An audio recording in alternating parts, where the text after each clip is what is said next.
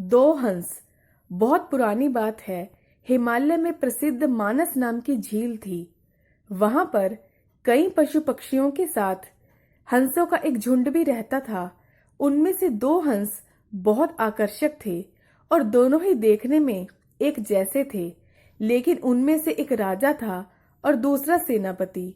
राजा का नाम था धृतराष्ट्र और सेनापति का नाम सुमुखा था।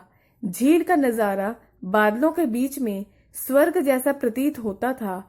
उन समय झील और उसमें रहने वाले हंसों की प्रसिद्धि वहां आने जाने वाले पर्यटकों के साथ देश विदेश में फैल गई थी।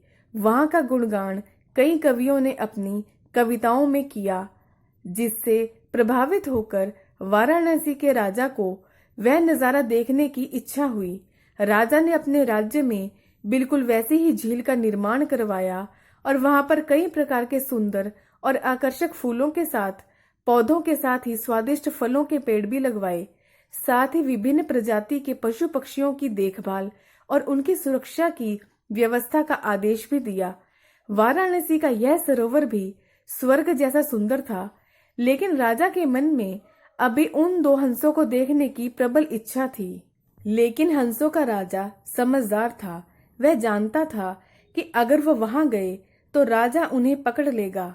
उसने सभी हंसों को वाराणसी जाने से मना किया, लेकिन वो नहीं माने। तब राजा और सेनापति के साथ सभी हंस वाराणसी की ओर उड़ चले। जैसे ही हंसों का झुंड उस झील में पहुंचा तो अन्य हंसों को छोड़कर प्रसिद्ध दो हंसों की शोभा देखते ही बनती थी। सोने की तरह चमकती उनकी चोंच, सोने की तरह ही नजर आते उनके पैर और बादलों से भी ज्यादा सफेद उनके पंख हर किसी को अपनी ओर आकर्षित कर रहे थे। हंसों के पहुंचने की खबर राजा को दी गई। उसने हंसों को पकड़ने की युक्ति सोची और एक रात जब सब सो गए तो उन हंसों को पकड़ने के लिए जाल बिछाया गया।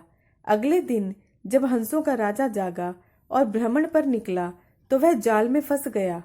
उसने तुरंत ही तेज आवाज में अन्य सभी हंसों को वहां से उड़ने और अपनी जान बचाने का आदेश दिया। अन्य सभी हंस उड़ गए, लेकिन उनका सेनापति सुमुखा अपने स्वामी को फंसा देख उन्हें बचाने के लिए वहीं रुक गया। इस बीच हंस को पकड़ने के लिए सैनिक वहां आ गया।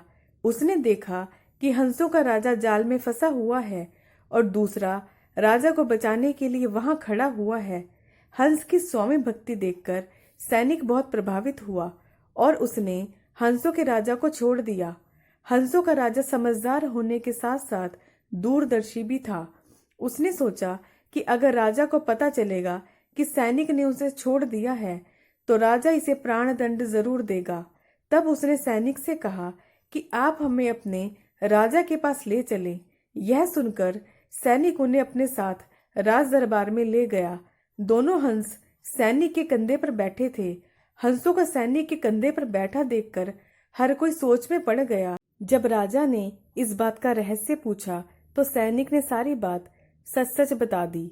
सैनिक की बात सुनकर राजा के साथ ही सारा दरबार उनके साहस और सेनापति की सौम्य भक्ति पर हैरान रह गया और सभी के मन में उनके लिए प्रेम जाग उठा। राजा ने सैनिक को माफ कर दिया और दोनों हंसों को आदर के साथ कुछ और दिन ठहरने का निवेदन किया। हंस ने राजा का निवेदन स्वीकार किया और कुछ दिन वहां रुककर वापस मानस झील चले गए। कहानी से सीख, किसी भी परिस्थिति में हमें अपनों का साथ नहीं छोड़ना चाहिए।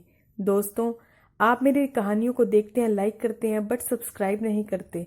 मेरी आपसे रिक्वेस्ट है कि मेरे चैनल को प्लीज सब्सक्राइब करें, वीडियो को लाइक करें, शेयर करें। धन्यवाद।